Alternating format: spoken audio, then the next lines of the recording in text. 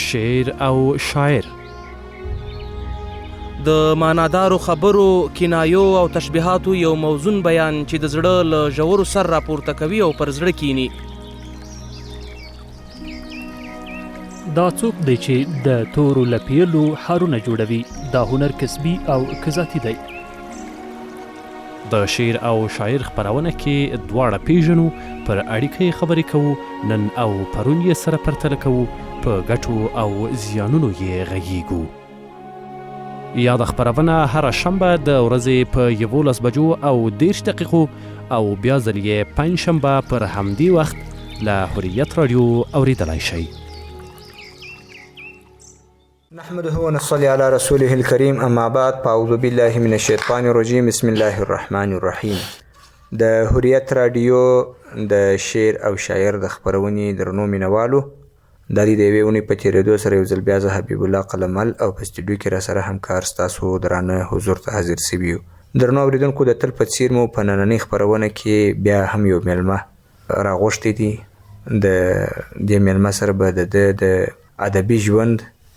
او د ده د ځینو موضوعاتو په اړه باندې خپرونه ولرو، پر ځینو ادبي موضوعاتو به بحثونه ولرو،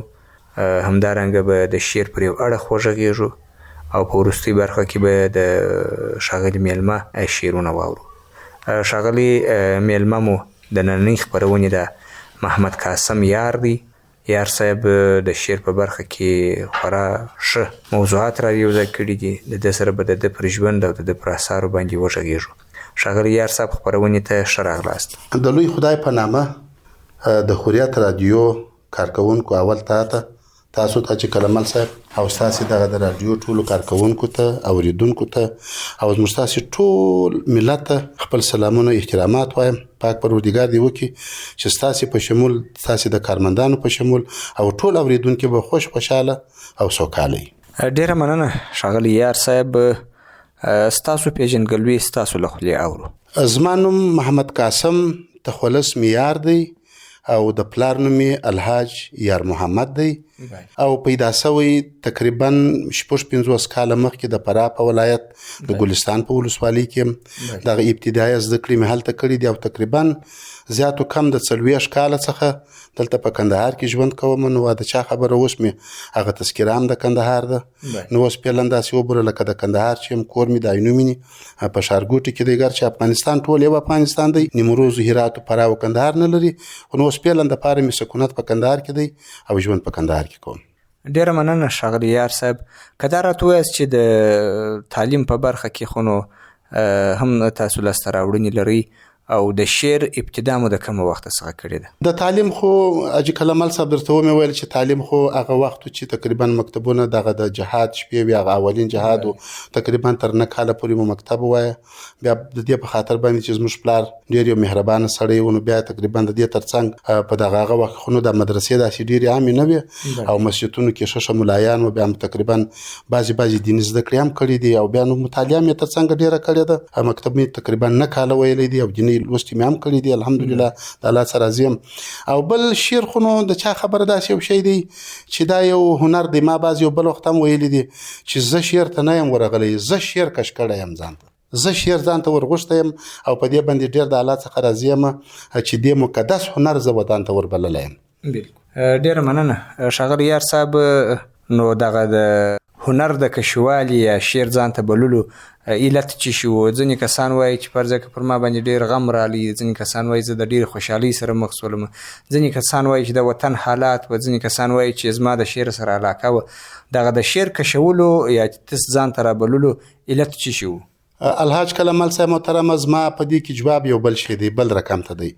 زه دا درته وایم چې زه ولاکه یا نه غم ورکش کړی یم نه ښادۍ ورکش کړی یم. دا په خپله دا بعضې شیان الله تعالی دا انسان چې پیدا کړی دی، په دې کې د الله تعالی خپل یو حکمتونه پراته دي. اوس تاسې په د خپل وجود کې الله تعالی وینو. خدای پاک زما زړه ته دغه ذوق ور اچولی او دا ما درک کړې ده. په دې زه پوهېدلی یم چې دا ډېر یو پاک سپېڅلی هنر دی. نو زه داسې وایم چې زه د الله څخه ډېر شکرګزاره یم چې د داسې یو پاک سپېڅلي هنر ذوق زما زړه ته راچولی او د دغه ځای څخه ما را شروع کړی او بس ستا شعر د بل شعر د بل شعر د بل شعر ښه شعر چې مې اورېدلی دی چې د ټولنې دپاره د اصلاح او د ولس دپاره د اصلاح یا تقریبا زموږ تاسې د عقیدې خوند یې راته راکړی دی تعقیبول مې هغه دی چې زه هم د چا خبره دا ډګر ته راوتلی یم نو چې څونه مزل مې پکښې تللی سم تللی یم که کوږ تللی یم هغه جنوبي اورېدونکي قضاوت پکښې وکړي. ډېره مننه ښاغلی یار صاحب. شعر ته په کومه سترګه ګوري؟ شعر یعنې څه؟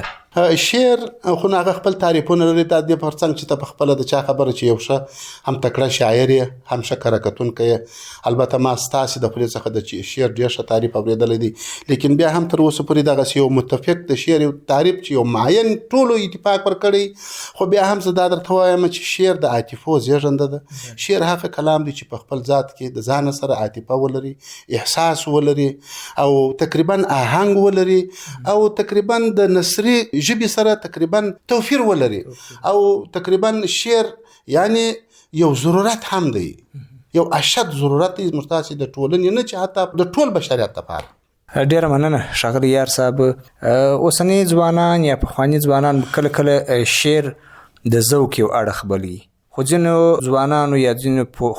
فکرو خلکو هغوی ویل چې یا شعر د ژوند یو ضرورت دی او شعر د ژوند لپاره دی، یا په هغه ادبي اصطلاح کې ځینې خلکو ویل چې شعر د ادب لپاره، او ځینو کسانو بیا ویل چې یا شعر د ژوند لپاره. تاسو په دې اړه باندې څه نظر لرئ؟ زه به داسې درته وایم لکه مخکې چې مې درته وویله حاجي کلمل صاحب چې شعر د ژوند لپاره دغه اوس پیلن لپاره موږ تاسې وینو. داسې یو ساده مثالونه به درته درکړم. د رحمان بابا شعرونه زموږ تاسې د ټولنیز د ژوند لپاره یو ښه مثال دی. فرض مثال موږ تاسې د خوشحال بابا بعضې بیتونه لرو او دغه د زموږ تاسې د ټولنیز د اجتماعي ژوند لپاره زموږ تاسې د بعضې هغه خرافاتو دپاره د اصلاح دپاره د بعضې بدو رواجونو دپاره د هغو د اصلاح دپاره ډېر یو ښه یو درس دی، بیخي ډېر یو ښه پیغام دی. حتی چې په نورو ژبو کې مثلا په فارسي کې سعدي صاحب دی او حافظ دی او نور اشخاص دی خدای پاک دی وبخښي. او پاتې سو د ادب دپاره خو نو شعر بیا که فکر وکړې د ادب یو جز دی، د ادب یو جز دی. فرض مثال لکه انسان ټول انسان دی، د انسان سر هم دغه دی جز دی او لاس هم او سترګې هم، او شعر په خپل بیا د ادب یو جز هم دی. دواړه اړخ دي، هم د ټولنې لپاره ډیر صحیح دغه دی او خپل د ادب یو جز دی چې د چا خبره ډیر ښه معلومات تر ما په دې مورد باندې لري. ډیر مننه ښاغلی یار صاحب. په ننني عصر کې د څنګه شعر لیکلو ضرورت شته؟ په ننني عصر کې د چا خبره اوس خو موږ تاسې اولینه خبره دلته دا شی ده چې الحمدلله چې موږ تاسې مسلمانان یو. شعر باید زموږ تاسې د عقیدې سره په ټکر کې نه وي. شعر باید زموږ تاسې د چا خبره د دې دپاره لکه مخکې چې مې درته وویل چې زموږ تاسې هغه منفي شیان موږ تاسې ته را په ګوته کړي چې اصلاح یې کړو، نه داسې یو کار وکړو، نه داسې یو شعر ولیکو چې تقریبا مثبت پرېږدو او منفي ته ور واوړو، او یا تقریبا د دې پر ځای چې ځانونه اصلاح کړو نور خدای ناکرده ګمراه سو. نو ښه خبره دا ده چې موږ داسې شعر ولیکو چې هغه اول زموږ تاسې د عقیدې سره مطابق وي او دوهم زموږ تاسې د ټولنې هغه ناخوالې را په ګوته کړو، هغه ناخوالې اصلاح کړو او بعضې ښه صفتونه چې لرو هغه وستایو. دا زما په نظر باندې ښه اړخ یې همدغه دی، ښه یې وستایو او منفي د شعر په ژبه وغندو او د اصلاح دپاره یې کار وکړو، کوښښ وکړو چې هغه اړخ یې اصلاح کړو. ډیره مننه یار صاحب. که څه هم تا په خپلو خبرو کې اشارتن ځینو موضوعاتو ته اشاره وکړله، خو یوه پوښتنه دا راپیدا کېږي چې په شعر کې دې څه خوښېږي؟ ځینې خلک وایي چې په شعر کې پیغام خوښېږي، ځینې وایي استعاره مې خوښېږي، ځینې وایي تشبیه مې خوښېږي. ذوقونه مختلف دي. د ځینو په ټوله شعر کې ټوله موضوعات خوښېږي. ستاسو د شعر د کوم اړخ سره علاقه ده؟ الحاج کلمل صاحب دغه په خپله د چا خبره په د خپل سوال کې تا د چا خبره ډېره وجانانه سوال یو که یعنې هغه د شعر یو بل تعریف دی بیخي راوستی. شعر په خپله دغه ټول شیان باید د ځان سره ولري چې بیا شعر سي، لکه استعاره، لکه کنایه، تقریبا لکه په اصطلاح سمبول او لکه تشبیه. دا خپل باید په شعر کې وینو، دا چې ټول ور سره وینو بیا شعر ښه شعر کېږي او شعر دی. په دې کې سړی نشي ویلی چې یو شی دی وي او یو شی دی. دغه په خپله هم د شعر هغه دغه چې هغه جزء دی، هغه برخه یې ده، په دې کې د سړی انکار نشي کولی. دا ټول باید وي، دا د شعر سره تړاو لري دا شی. ډیره مننه ښاغلی یار صاحب. تاسو د خپلو خبرو په جریان کې د شعر ځینې اړخونه بیان کړله چې هغه پرده کړله که په شعر کې تشبیه ده، استعاره ده، خیال دی یا همدارنګه سمبول دی، د هغه تر څنګ ځینې د شعر نور موضوعات وه. که دغه په لږ توګه باندې لږ اندازه راته تشریح کړي، ځکه اورېدونکي شاید د ځینو سوالو سره مخ وي یا ځینې موضوعات ورته مبهم وي، نو ښه خبره دا ده چې لږ ورته واضح کړو، خوشحاله به سو. د چی شي په مورد جواب درته ووایم د شعر د دغو موضوعاتو په اړه باندې لکه فرض کړه تشبیه ده یا فرض کړه استعاره ده مثلا تشبیه ده خو ګوره یو شی چې د یو شي سره تشبیه کیږي وخت موږ تاسو را ولاړېږو د چا خبره یو حالات د سپرلی سره چې سپرلی راځي تقریبا او حتی دا تشبیه ما ډیره د رامشاه ساحل صاحب په دغه کې دغه کړی ده د خپل پسرلی د حالاتو سره تشبیه کوي کله کله وای دا پسرلی دی وای تاسو داسې مګوري چې پسرلی راغی باید یو بدلون راسي او ښه بدلون راسي مثلا مخ دې د ګل سره تشبیه کیږي سترګې د نرګس سره تشبیه کیږي سر دې په خلاصو او داسې وشي چې غاښونه د شونډې د لالو مرجان سره او غاښونه د څه نومیږي دغه سره او د صدف سره دا دغه دی او په خپل استعاره چې د استعاره خو نو بیا پور اخیستلو ته وایي په معنا کې چې یو شي څخه پور اخی او استعاره هم د تشبیه یو پر مختللې دغه دی شکل دی چې هغه هم دغه د او پاتې سو کنایه په خپل بیا هغه دغه د لکه یو دغه ته چې یو شی پټوي کنایه په خپل ذات کې پټولو ته وایي لکه یو شی چې پټوي او یو شی په یو بل شکل باندې هم معنا ورته ورکوي دا د کنایه او خپل خیال چې دی خیال هم ډیر یو غني اړخ دی د شعر په شعر کې باید خیال د چا خبره باید وي او د شعر هم خیال هم تقریبا مستاسبین داسې یو شی په خیال کې راخو چې بیا تقریبا دغه څخه تخیل جوړیږي او تقریبا دا اړخ دی او په خپل عاطفه ده چې دا هم ډیر ښه دغه د په شعر کې حتمي او ضروري باید عاطفه وي یعنی د عاطفه اړخ باید دروند وي عاطفه په خپل مهرباني ته وایي د چا خبره زړسواندي ته وایي چې څوک زړسواندي وي او عاطفه ولري دا په خپل د شعر اړخ دی دا ټول باید په شعر کې وي عاطفه ده او خیال دی او استعاره ده او کنایه ده او سمبول دی سمبول مثلا مشتاسي وسوینو تقریبا وس مجنون د عاشق د لپاره کارول کیږي چار چیرې مجنون وي او عاشق ورته کارول کیږي ډیر وخت مشتاسي چې د دار خبره کوو منصور مو مقتوه درېږي دا باسي شیان دغه یو مثالونه د سمبولونه چې د په شعر کې لازم دی او کاریږي ډیر مننه ښاغلی یار صاحب د شعر پر موضوعاتو باندې مو ډیرې خبرې وکړلې زما د ذهن څخه ستاسو د معرفت وروسته یې سوله چې ستاسو د اثارو په ارتباط باندې درنو اورېدونکو ته معلومات ورکړم نو که چیرې درنو اورېدونکي شاید په انتظار کې وي او دا په ذهن کې وي چې یار صاحب کوم کتابونه چاپ کړي وي یا به نوي چاپ کړي یا نثري یا شعري نو که په دې اړه باندې درنو اورېدونکو ته معلومات ورکړي خوشحاله به شو قربان دي سم الحاج کلمل صاحب تقریبا غزل خو د چا خبره یو کوچنا کټول ان شاء الله ځنې جوړیږي د خیر سره چې تر سره په جریان کې تقریبا د 100 تر 110 پورې غزل لرم او بعضی کیسې نظمونه لرم چې هغه هم تقریبا یو ټول غزنی جوړیږي یعنی نا چاپ شوی آثار دي و امکان دی ولري چې یو را مخته کم باندې په دغه لنډو شپو کې به د خیر سره اول د غزل ټولګه چاپ کو په اصل سو بعد به بیا ان شاء الله تعالی کجبندو هغه کیسې نظمونه دي او د دې ترڅنګ نور نظمونه هم لرم یعنی په مجموع کې دوی ټولګي کیږي خو ناچاپ اما چاپ ته آماده بالکل د نثر په برخه کې کار کړی یار نه می دی کړی د نثر په برخه کې نه می دی کړی اج کلمل صاحب علاقه ور سره لرم ډیره دا چې دی چې ور سړی تر یو حد پورې په یو شي کې ولاړ سي او نثر فکر کوم دا د نثر لیکل زه خو دا د خپل ځان څخه هم د یو دوستانه ته په کار نسی تر غزل لیکل فکر کوم لږ مشکل دی سړی باید یو واری په یو کار کې یو څه تجربه پیدا کړي بیا بل شي تلاش ورواچي زه تر اوسه پورې هغه پختګي نه پکښ کې لرم او زه په دې پوهېږم یو شی چې زه نسم که ماته خوند نه راکوي زه په دې پوهېږم چې بل چاته هم خوند ورکوي یعنی تقریبا تر اوسه پورې په دې کې هغه زما پراکټیس و زما تمرین او زما فهم پکښ کې کمزور دی په تلاش کې هم کوشش کوم ولې نه نثر مې ډېر خوښ دی دا سره لازم او ملزوم دی باید هم نثر ولرو باید هم شعر ولرو حتمي دي دواړه حتمي دي ښاغلی یار صاحب ځینې ځوانان یې د مطالعې سره په خاص توګه بیا د اوسنۍ نړۍ چې دغه ځینې ټولنیزې رسنۍ رامنځته شوي دي د مطالعې څخه ډېر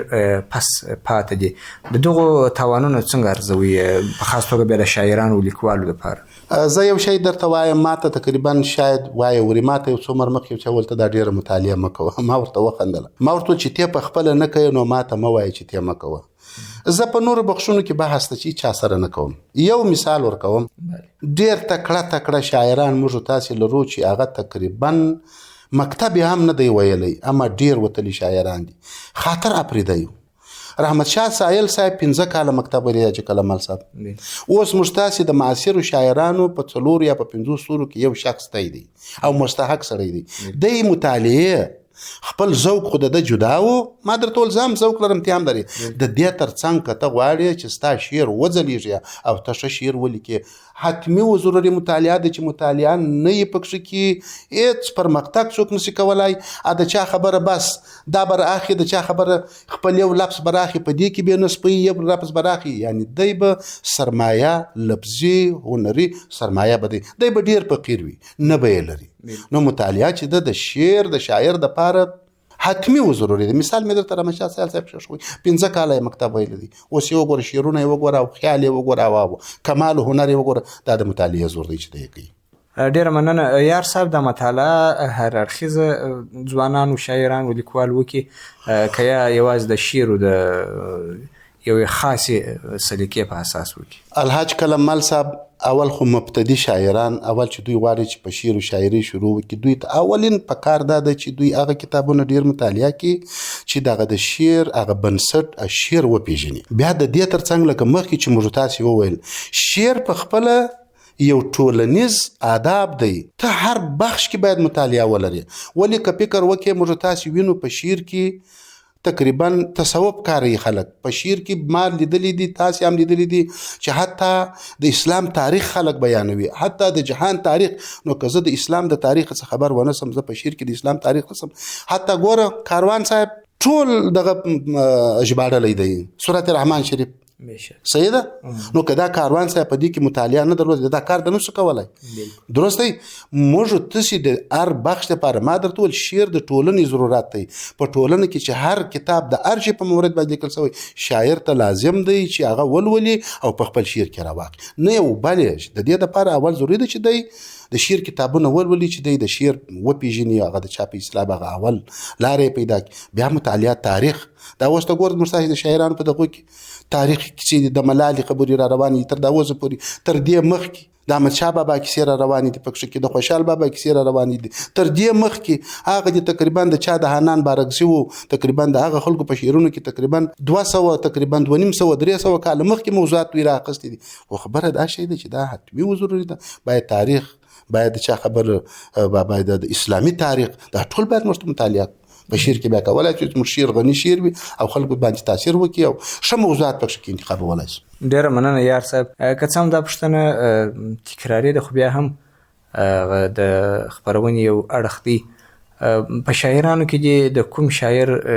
شعر خوښیږي کوم شاعران دې خوښیږي او ولې دې خوښیږي په یقین سره درته وایم هغه پارسي کې یو متل دی وایي هر پکې چې دل خیزد بر دل نشیند وایي هره خبره چې د زړه څخه راپورته کېږي هغه پر زړه باندې مښلي د شعر یو کمال بل دا دی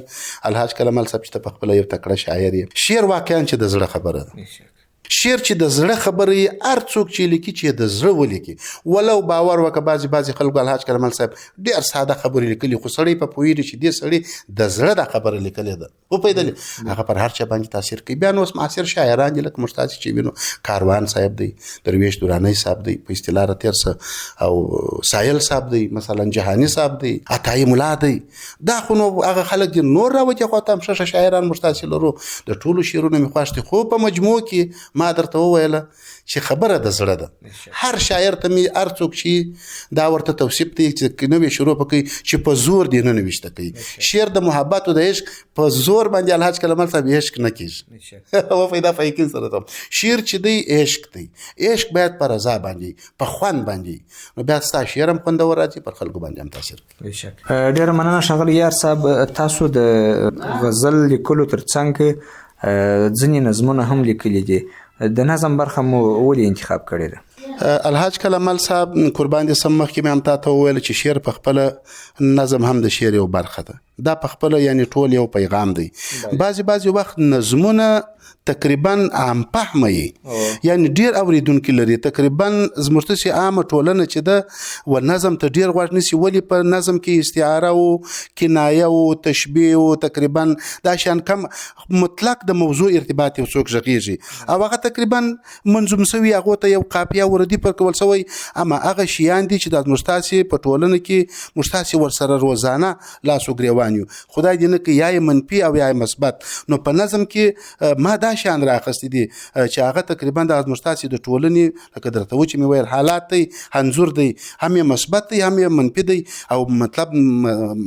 د پیغام رسونې مسله ده چې موږ باید دا یو زموږ تاسې رسالت دی د شاعرانو موږ باید خپل خلکو ته د چا خبره خپل پیغام ورسوو او په ښه وجه یې ورته ورسوو چې دوی په وپوهوي. ډېره مننه ښاغلی یار صاحب. نو درنه اورېدونکو کې په انتظار کې نه پرېږدو،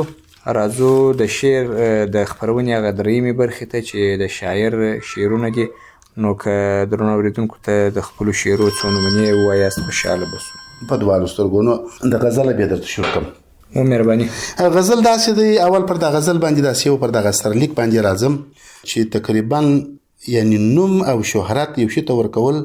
مهم نه دی. بالکل. دغه اصلي بڼه مهمه ده. موږ تاسې نن سبا وینو چې د مولانا جلال الدین یا د ابن سینا یا د رومي په نام یا مدرسې دي او یا مکتبونه جوړ شوي دي، خو آیا داخل کې کار څه رقم ته دی؟ زه وایم چې نه، نوم ساده ورکوي، کار پوخ وکوي. اوس مثلا دلته راځو، دا یو غزل دی وایي استاد دی وي ادب بس مدرسې مهمې نه دي. استاد دی وي ادب بس مدرسې مهمې نه دي، مضمون دی سړیتوب وي قبیلې مهمې نه دي. او اظهار د بندګۍ چې پکښې نه وي و خالق ته،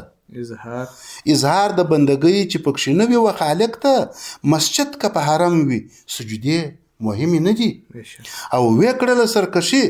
ادم یې ویست له جنته، وی کړله سرکشي ادم یې ویست له جنته، و خدای ته د غنمو څو دانې مهمې نه دي. د شا لخوا یوه څپړ هم نه منم غلیمه، ښکاره راځه خنجر وي کچړې مهمې نه دي. چې پاکه له ریا او له نیرنګ نه وي یاره، چې پاکه له ریا او له نیرنګ نه وي یاره، د زړه په نوم د غوښو دا ټوټې مهمې نه دي، او د زړه په نوم د غوښو دا ټوټې مهمې نه دي. ډېره مننه ښاغلی یار صاحب. نظم هم اورو، ځکه موږ تاسې مخکې پر نظم باندې خبرې وکړلې. نظم اورو او د نظم ترڅنګ که بیا وختو او شعرونه و نو شعرونه دې هم اورو. نظم داسې دی چې وایي ګلاب رنګه شایسته ګل یو سهار تحفه راکړه نازنین ښکلي نګار، ما ویل ګله څه دې نوم دی ستا له بویه، چې دا ټوله محله سوله خوشبویه، ګل ویله زه وم بې بوی او بې رنګه، بس وم څو موده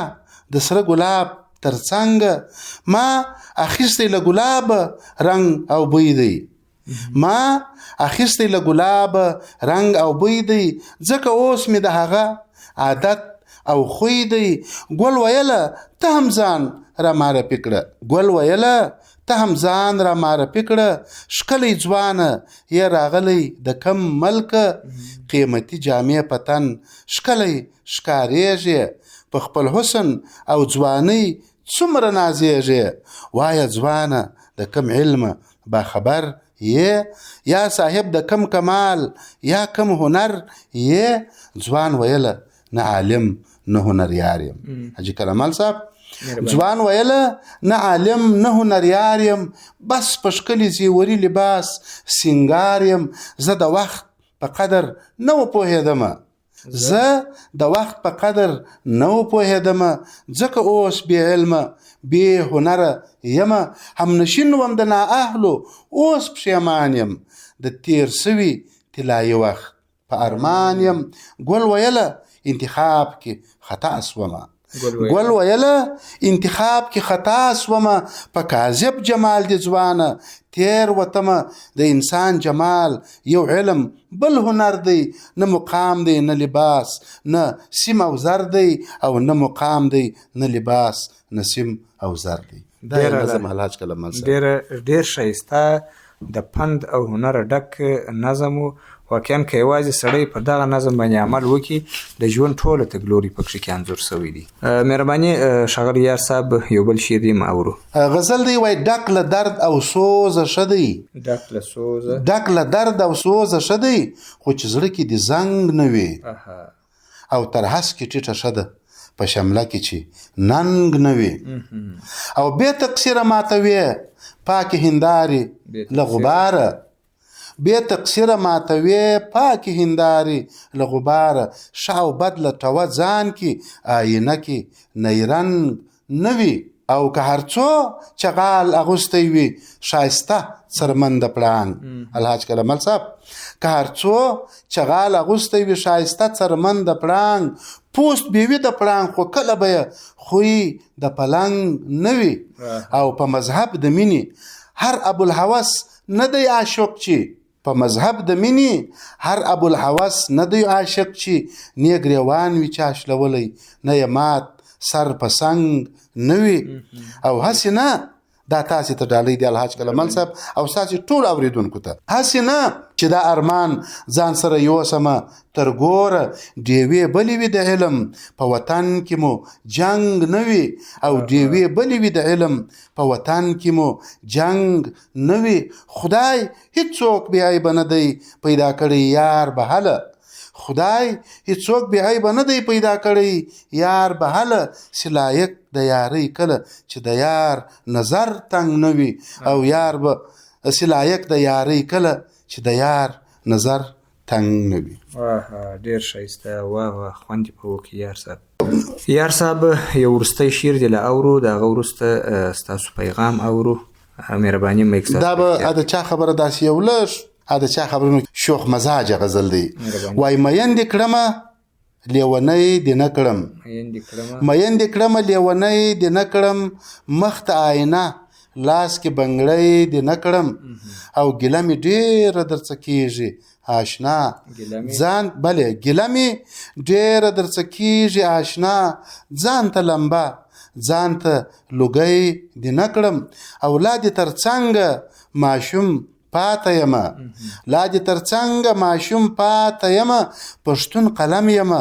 زلمی دې نه کړم او لا دې تر څنګه ماشوم پاته یمه پښتون قلم یمه زلمی دې نه کړم لالو مرجان وم کاڼی نه وم د غره لالو مرجان وم کاڼی نه وم د غره زه بدخشان ومه غمی دې نه کړم او له دې ارمانه سره ولاړمه یار له دې ارمانه سره ولاړمه یار سړی دې کړم د کار سړی دې نه کړم او سړی دې کړم د کار سړی دې نه کړم ډېره ډېره مننه ښاغلی یار صاحب واقعا خوند یې په وکړي نو د خپرونې د پای شیبې دې وروستیو کې ستاسو پیغام درنو اورېدونکو ته اورو بعد هغې به خپرونه د پای شیبو ته سپارو پیغام خو نو ټولو وروڼو ته و ټولو مسلمانانو ته و ټولو افغانانو ته پیغام دا دی چې الله تعالی دې موږ تاسې ته توفیق راکړي د چا خبره چې ښه وکړو او بد ونه کړو او کوشش وکړو پر علم باندې د چا خبره پر هر علم باندې که د چا خبره هغه عصري وي که هغه دیني وي او موږ تاسې بې علمه تر هېڅ ځایه پورې نسو رسېدلی باید پر علم باندې تلاش وکړو او باید خپل د ټولنې د اصلاح دپاره اول یې د ځانه څخه شروع کړو اول باید هر سړی د چا خبره د خپل سر په خپل ګریوانه کې قاضي کې د دې خپله ځانه څخه راواخو هر اصلاح چې شروع کېږي اول یې د خپله ځانه شروع کړو یعنې د چا خبره اول د خپل زوی ته لا باید ونه وایو خپل د فامیل څخه باید شروع نه کړو اول د ځان شروع کو بیا زوی بیا فامیل او دغه شی بیا راوځو کوڅې ته او ښار ته او ټول بیا ان شاء الله به تاسو وکولای شئ چې یو ښه پاکه ټولنه پاکه اسلامي متمدنه او روغه سالمه په هنر سمبال ټولنه ولرو ټول باید خپل د ټولنې د اصلاح لپاره کار وکړو د وطن لپاره کار وکړو او خپل د چا خبره د دین لپاره کار وکړو خپل د عقیدې لپاره باید کار وکړو چې چا خبره الله ته مو مخ سپین وي او مخلوق ته مو مخ سپین وي دا می پیغام دی ډیره ډیره مننه یار صاحب چې مو ښایسته پیغام راته ووایه او هم خپرونې ته حاضر سولاست د هوریت راډیو درنو اورېدونکو تر بلې داسې خپرونې چې زه حبیب الله قلمل او په سټوډیو کې را سره همکار ستاسو درانه حضور ته حاضرېږو په مخه مو ګلونه پر الله مسپاک شعر او شاعر د معنادارو خبرو کنایو او تشبیهاتو یو موزون بیان چې د زړه له ژورو سر راپورته کوي او پر زړه کینی دا څوک دی چې د تورو لپیلو حارونه جوړوي دا هنر کسبي او کذاتي دی د شعر او شاعر خپرونه کې دواړه پیژنو پر اړیکې خبرې کوو نن او پرون یې سره پرتله کوو په ګټو او زیانونو یې غږیږو یاده خپرونه هره شنبه د ورځې په 11 بجو او 10 دقیقو او بیا ځل یې پنجشنبه پر همدې وخت له حریت راډیو اوریدلی شئ.